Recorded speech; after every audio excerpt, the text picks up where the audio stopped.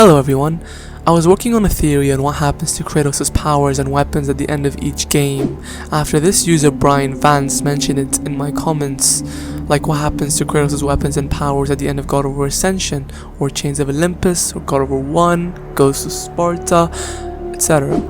However, another user, Eugene Garvey, was able to explain this topic better than I ever could, so here's what he says.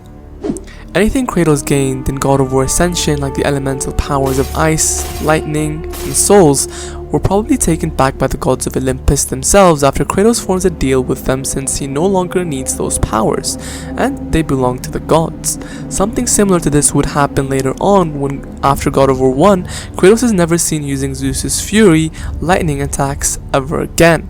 Kratos keeps the flame ability for the Blades of Chaos from Ascension, since Kratos no longer holds a pact with Ares. Therefore, Ares himself would not have a claim to it.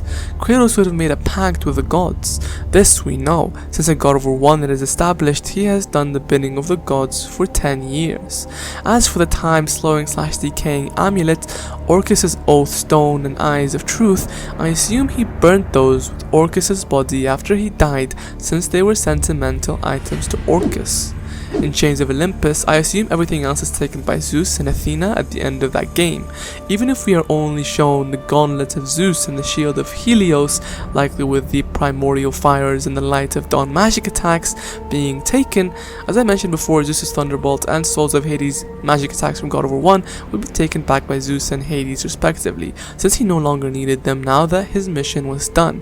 Kratos keeps the Poseidon's Rage ability because in the God of War 1 or 2 novelization, it is established that Poseidon himself has a sort of code of honor that he shall never take back a gift he lends another, even magical powers, though of course Kratos loses this to the Blade of Olympus when he drains his godly powers into it, never to be seen again. In Ghosts of Sparta, as for the magic abilities and the artifacts that gave Kratos those abilities, I assume that Kratos leaves them at his brother's grave to act as some sort of tombstone for his brother. After all, making tombstones out of the weapons we use is something that we've been doing for centuries and still do to this day. In God of War 2, it can also be deduced that all the side weapons, minus the Blade of Olympus, and all the magic the Titans bestowed upon Kratos were lost forever in the river Styx, having drained Kratos of his magic and strength. And we all know what happened to all of Kratos' weapons and magic from God of War 3, being destroyed by Zeus' spirit form, or I guess you could say, higher existence form. Anyway, everything was destroyed except for the Blades of Exile and the Blade of Olympus, of course. Some would argue even the Boots of Hermes survived, since you can still see them on Kratos both in the game and in the new comics that take place directly after the end of God of War 3.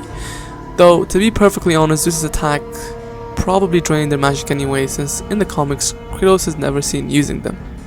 And here we hear Eugene's personal headcanon, and I quite like it. And the headcanon is that Kratos actually melted down the boots and used the metals, combined with the metals he would find later in the land he now lives, where the Norse gods are worshipped, to forge the two knives he made. And, obviously he gave one of those knives to Atreus. But yeah, thank you, Eugene Garvey and Brian Vance for, bringing this up. It's something that I've been wondering about myself for quite a while, and even though I had a lot of holes in my theory, Eugene Garvey rounded it up quite nicely. Thank you. And you must be better than me. Understand? Say it. I will be better.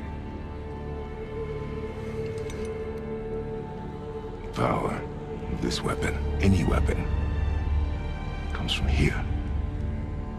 But only when tempered by this. By the discipline, the self-control of the one who wields it. That is where the true strength of a warrior lies. You must never forget that.